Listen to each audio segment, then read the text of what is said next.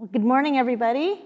Thank you for joining our talk on inclusive wellness, leveraging Amazon One Medical for LGBTQIA+ care.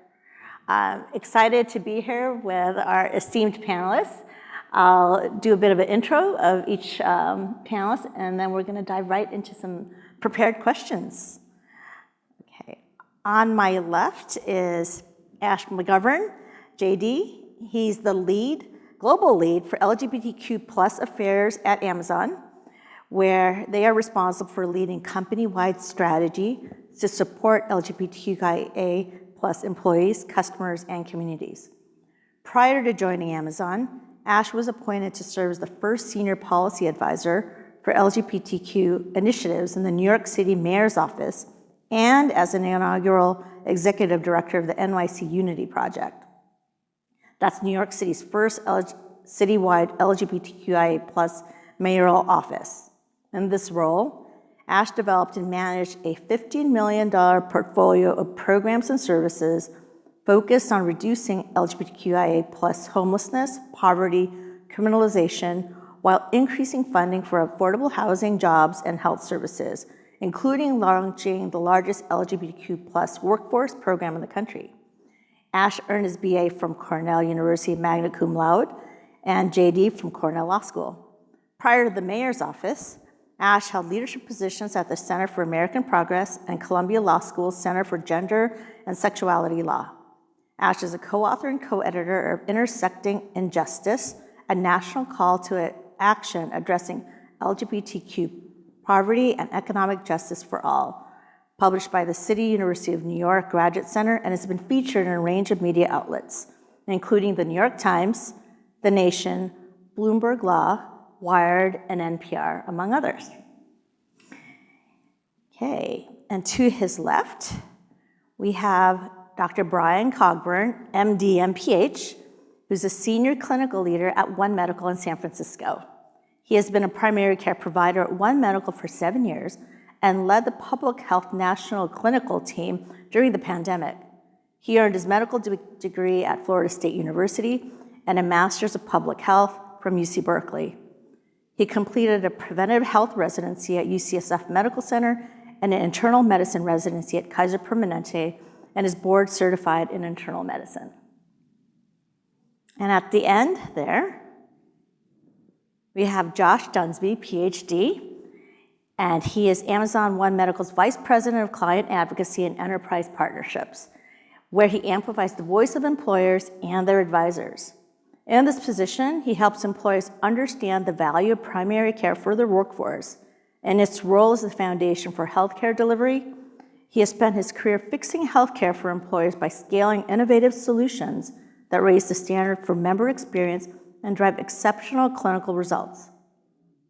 As a sociologist, he is passionate about transforming the quality of the healthcare system and improving population health through technology, payment reform, and behavior change science.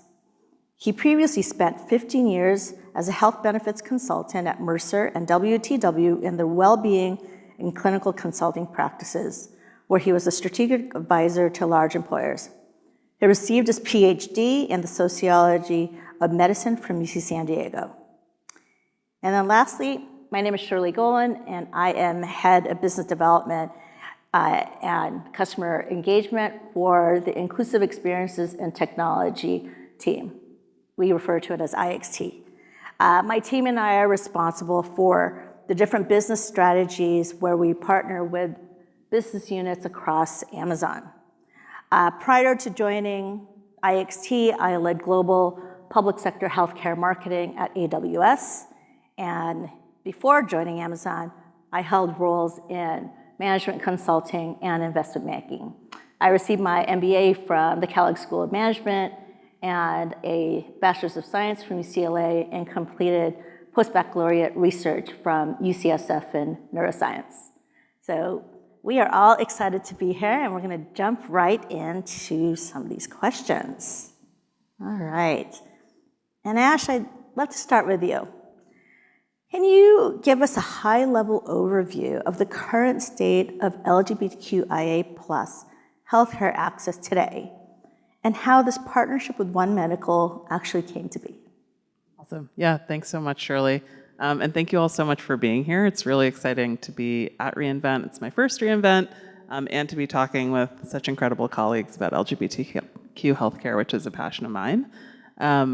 So I think sort of the first point I want to make is LGBTQ communities are both rapidly growing and represent a really significant demographic with notable spending power in the United States. So we think a lot about LGBTQ advocacy and organizing and inclusion, but we don't always think about LGBTQ inclusion as a business imperative, when actually it is. According to the most recent US Census data, LGBTQ people are the most rapidly growing minority segment in the United States currently. We represent $1.4 trillion in spending power in the US alone. And that number is only growing, right? More and more people are actually identifying as LGBTQ, including younger populations.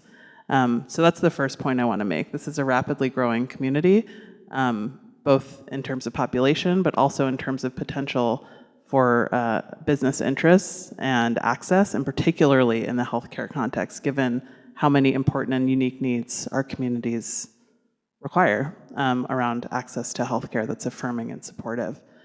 One Medical is luckily an incredibly affirming provider and has been for over a decade at this point, and has really put itself out there explicitly and intentionally, and I would say unapologetically, as an LGBTQ affirming primary care health practice. So they have over 200 in-person locations across the country. They offer virtual care in all 50 states, which our panelists will talk a little bit more about. But it's an incredibly powerful and important model, particularly in this moment of time, to be so intentional and conscious and focused on being inclusive.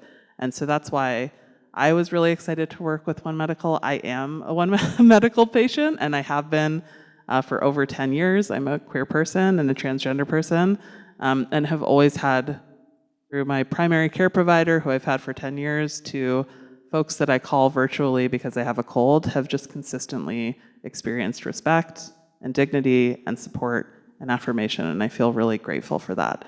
And so all of those things intersecting, as Shirley mentioned, we're both on the Inclusive Experiences and Technology team at Amazon, which is really our sort of global DEI team. So I know I was, and we were on our team, so excited to partner with One Medical to figure out how to tell more people about this incredible company and the incredible work that they do, in order to make sure that all LGBTQ people understand that One Medical is a model that's incredibly unique and supportive and affirming. And as the world develops, as it's developing, as we have ups and downs around access to healthcare, I know I'm excited to work with One Medical to make more people aware of the incredible services that they offer, both because of my anecdotal experiences, but because of sort of the systemic experiences that I know One Medical invests in. So that's a little bit about the context and the partnership. Great, thank you so much, Ash. Brian, I'd love to dive in from a clinical perspective. What are some of the big healthcare challenges you're seeing right now with your LGBTQ plus patients, and how are you working to address those issues through the One Medical model? Yeah, thank you so much, Shirley. So, I am a provider in San Francisco, which I feel like is somewhat of a bubble.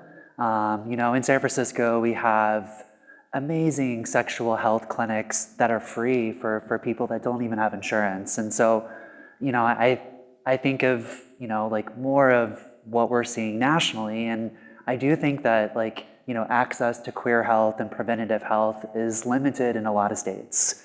And so, I've even had patients that, move from San Francisco elsewhere, that would come and see me, or I would continue to provide care with them remotely because they had difficulties being able to find providers that, were able to really provide, the right level of care for them.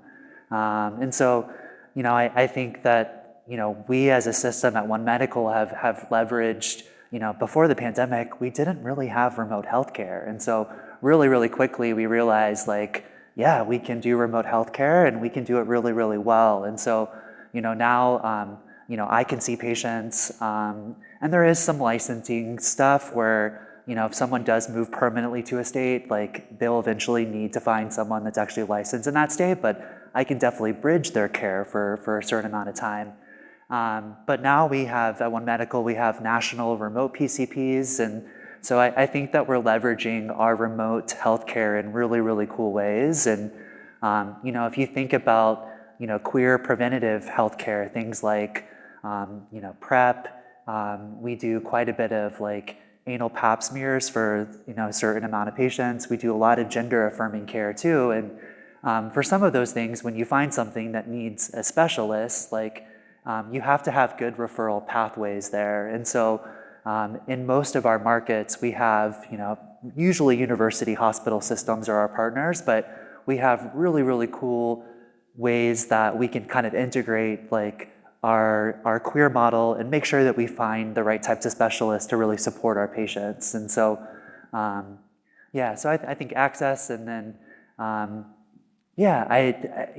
when you think about the types of things that I also see in my queer health population is mental health. And, if you look at mental health rates, we have higher rates of things like depression and substance use disorders. And, being able to find a psychologist that, kind of has the expertise with our patient populations can be challenging in some places. And so One Medical now has a program that's called Mindset, where we have clinical psychologists as well as psychiatric consultants. And so pretty much have like full mental health services through our model that accepts insurance.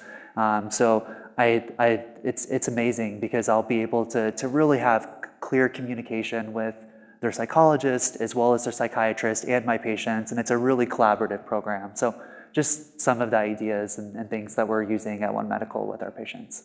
That's great. Thanks so much. And Josh, I want to turn it over to you as the Vice President for Clinical Advocacy and Enterprise Partnerships. Can you talk about your work with employers as healthcare customers? What trends are you seeing around when it comes to cultural competency and tech integration? Yeah, thanks, Shirley. So my clients at One Medical are employers. So for those of you that are not familiar, One Medical is a membership-based primary care organization. So a lot of our membership comes in through employers that sponsor that membership. I think in terms of building an argument for health equity, for building care for LGBT community, it's one thing to keep in mind is that about, I think it's 55% of Americans are covered by their employer's insurance. So employers have a great deal of say in sort of how healthcare gets purchased. And so, for example, a membership organization for employers, a purchaser business group on health, about 40 of them, some of the bigger companies in the United States, they represent about $350 billion of healthcare spend. So there's enormous purchasing power from employers. And so much as Amazon has exercises its leverage, the benefits team and the way that they are looking to purchase healthcare for their own employees is the role that I play with a lot of employers. And so there is very much a desire to kind of to sort of move the market forward, because in that space of health benefits, of health insurance, the desire to create what's called sort of benefits parity, that we're looking for having similar types of benefits across the whole population. And so that's really evolved in recent years, and particularly you can think about it as just like, if you use the example of age, like, younger people maybe have a certain set of needs from their employer.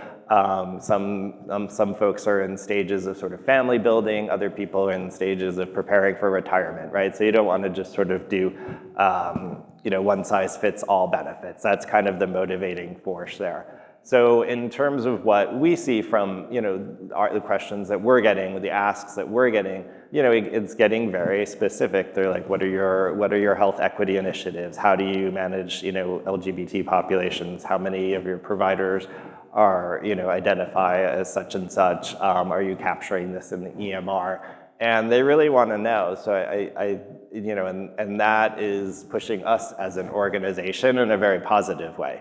And I think that, we'll get into this a little bit more, but that desire to create accountability and measurement behind things and sort of even take it one step further is very much where we're at these days. Great. So, Brian, a question for you. We know One Medical has 200 offices around the country and works with patients in all 50 states virtually. How do your clinicians create both flexibility and consistency among offices on cultural competency and inclusion practices? Yeah, great question. So, when I'm part of my job as a clinical leader is to be a hiring manager. And so we have a pretty robust hiring process where we really, really want to, hire the best providers. And so one of we have essentially it's called our PCP, essential skill list, where providers need to be proficient in specific things, and queer health is definitely a part of that. And so we make sure that people can do have competencies in HIV care as well as PrEP. Gender affirming care is also a competency that we have, and so I think that that's kind of the foundation of just recruiting and hiring the right type of provider teams. And that means my in-office provider teams as well as our remote provider teams. And I think that we do a really great job with that, and I think shows with the type of care that we deliver. And yeah. That's great. And Josh, do you have anything you would add around One Medical's training model? Yeah, I think one of the things that we've been excited about is, again, building on this idea of sort of what are we being asked to do. We've been asked, again, to sort of demonstrate our ability to deliver culturally competent care, and that means being at its core is sort of like listening and being able to really sort of pull in life experience into the clinical discussion. And so that's something that One Medical is very good at, and kind of I would say building sort of in-house resources, right, for that. And it becomes part of the expectation in hiring. It becomes part of the expectation for providers as they progress within the organization. But it does leave a gap of sort of where sort of like scaling that comes in. And one of the things that sort of came across my radar, and this again in a forum of employers being very interested in how they can provide better care for their employees, a company called Violet was introduced to me, and they are a digital platform. It's a cultural competency training platform, and so it's essentially modules, educational modules that sort of bring together this idea of the sort of lived experiences, understanding what they're bringing to a particular conversation, as well as the specific needs that they may have, but based on the group they're in, population or location, other socioeconomic needs. So it's grouped into categories of BIPOC care, transgender non-conforming care, and then LGBT care. And so we piloted actually initially with our behavioral health providers, and they really gravitated to it. And so we're excited to kind of roll it out really for all of our providers.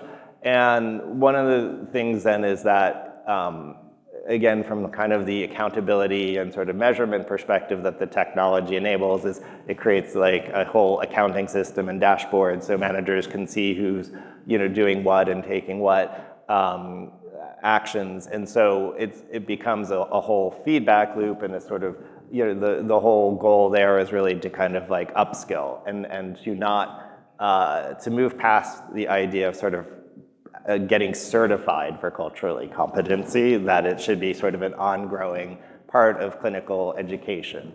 And so it's amazing what they're able to do, and then you have this very flexible platform. And then also, I think the things that they're doing as an organization then also is really innovative in terms of pulling in other types of data that allow them to kind of give a view into an organization like ours as a provider group, to say, like, they've created a diversity index that they're looking at, and sort of roughly based on like the mix of patients that the providers are seeing. And so it's very early stages, but again, it's creating that kind of measurement and accountability that, okay, you say you have treat diverse patients and diverse populations, show us that. And so I think that type of that type of analytics that particular company, Violet's working on, is going to become more and more common. And it's like a very sophisticated and analytic look at cultural competency training, whereas in the past it's basically been sort of like PowerPoint slides of like training people on certain things. So we're definitely moving into a new era and fully utilizing that type of technology. Well, thanks. On the note of technology, Brian and Josh, I know our audience is very focused on that intersection of healthcare and technology. And One Medical's been doing a lot of exciting tech integration to ensure better and easier healthcare. So Brian, how has One Medical integrated technology, and how has it changed your practice as an internist? Yeah, it's a great question. And actually, I would say really within the last year, we've had some really, really cool clinical tools that Amazon has created. So probably the one that I use the most is called Smart Draft messaging. So, when a patient sends me a message, I can respond like with a few words or like maybe a sentence fragment, and I click a button and Smart Draft will take actually quite a bit of context from like the patient's message and then drafts this like super empathetic, like amazing message that probably saves me a minute or so per message. And so I think that's probably my favorite right now. We also have a document summary. So, a lot of times I have patients that have consultants. And so, I need to review like their labs from the consultants. I need to review what their plan is. And so the document summary will, probably take like, 5 to 7 pages and summarize it in 2 paragraphs. And so just the less reading, me being able to really, really see like very clearly that the highest points of what their plan is really helpful. And then the last tool that we have, which is the newest, is called Health Scribe. And so essentially it's a way that AI will actually listen to my encounter with a patient. And patients it depends on the state, but they do have to consent to that. And I would say 90+% of people are like, if it saves you time, sure, like no problem. And so Health Scribe, basically listens to the visit with the patient and, comes up, it essentially scribes, so it's a dictation version. And I have quite a few providers that, it saves them a lot of time, after the visit with charting. And so really, really helps with efficiency, and they've been awesome tools for us. That's great. And Josh, do you have any follow-up as far as examples around that intersection of healthcare and technology? Yeah, I think I would sort of just build on what Brian commented in terms of the specific tools. I think just as One Medical's part of Amazon Health Services, and they really made it the goal of that part of the organization to use technology to help with the burden that providers have. So I think I might just use that as an example of the way like technology is in the way that it drives scalability and efficiency is very much a way of achieving kind of health equity goals. Because when Brian has more time with the patient, that's when the more complicated stuff gets addressed. It's when social issues, there's time for those questions and social issues to go, another click down in the conversation. So I see those things as a very powerful force to which may be counterintuitive, just like let's make the provider's job easier, may not sound like the first way to get to better care, but at least within primary care, it's a very overtaxed, overburdened profession, and so much of what we experience as deficiencies in primary care come from the lack of time with the provider.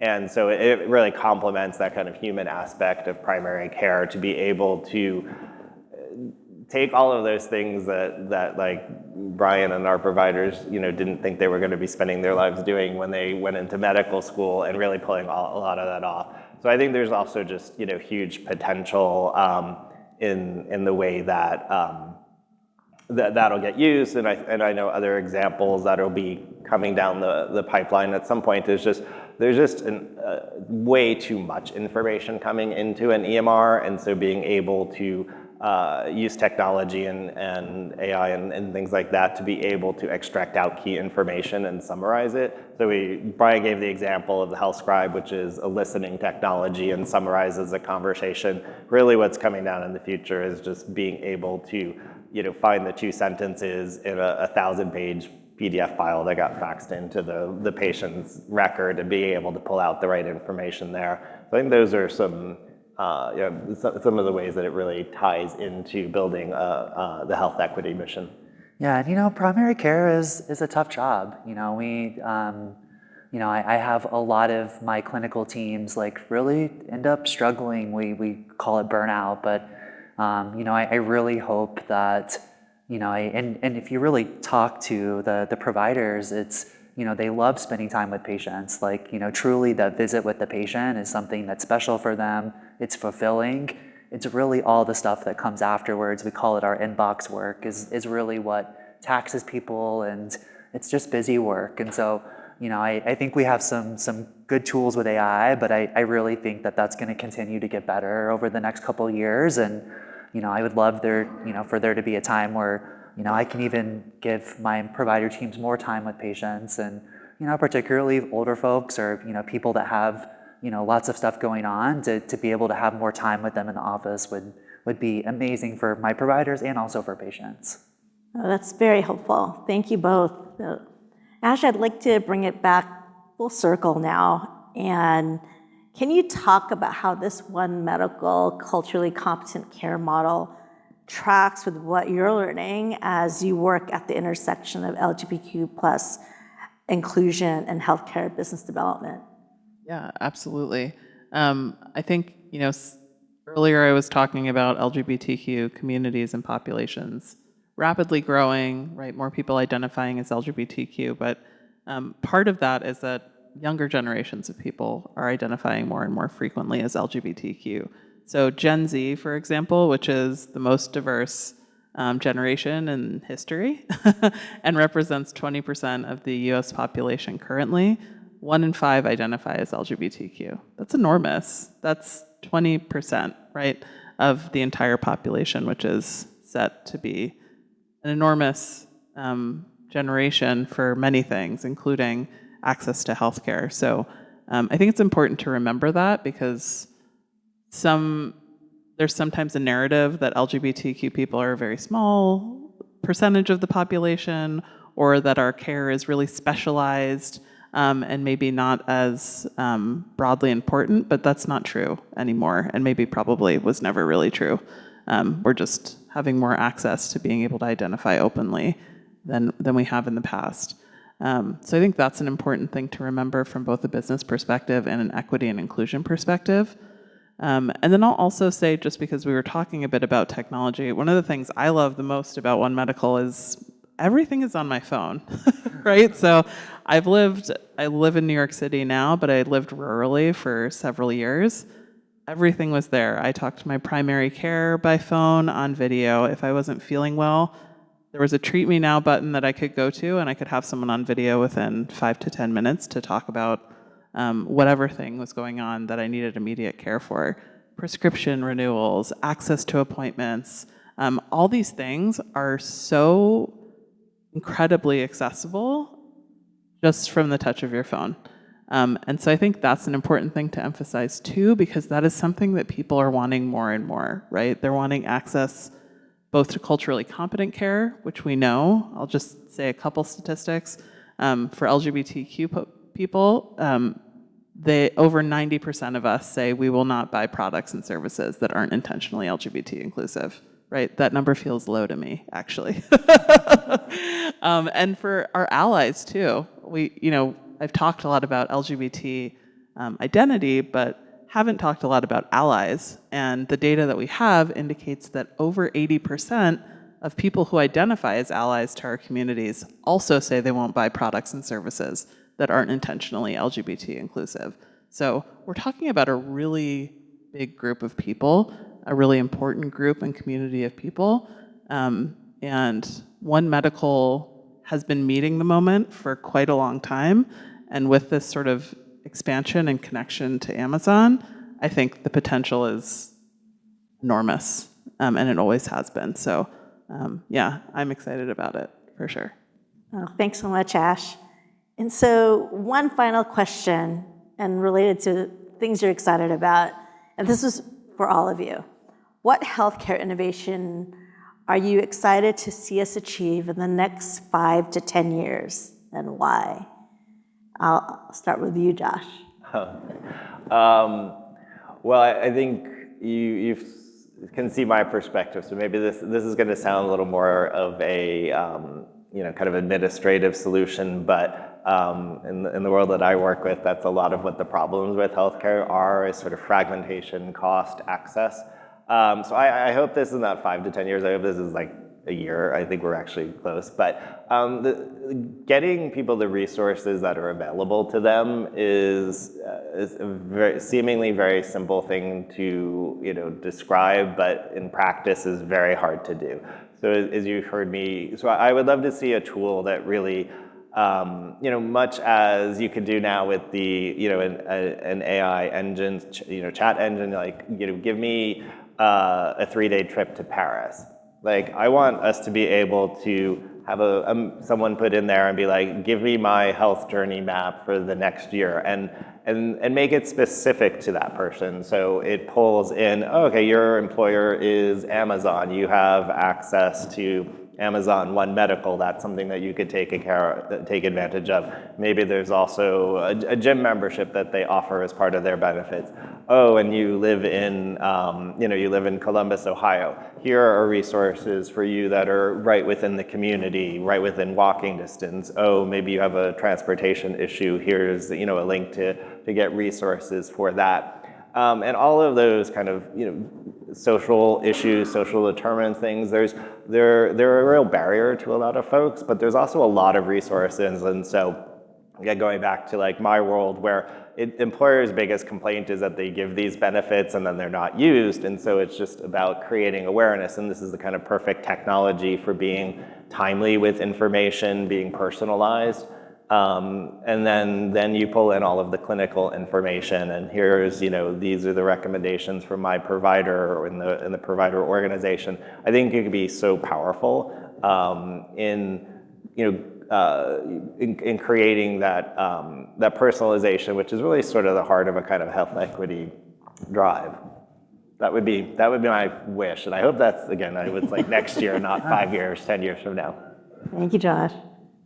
So I think I already talked about this, but I love the idea of AI really being able to help take away a lot of the work that my provider teams do and be able to give us more time with patients. And I'll give you one example. So right now, like if a patient messages me like, hey, I'd like to check labs, or I need to go and see the specialist, like I have to then go and click and order the specific labs. I have to go and then look through like the specialists list that we have, see who's in network with their insurance, and there's a lot of time and extra steps there. And so I would love for AI to be able to read that message and then automatically order the labs, automatically find whatever specialist was in network, and then voila, it's there. And it would take me probably a few minutes to do that, and AI would take seconds. So I think we're going to have some, and I'm hoping that that's something that doesn't take 5 to 10 years to get there. But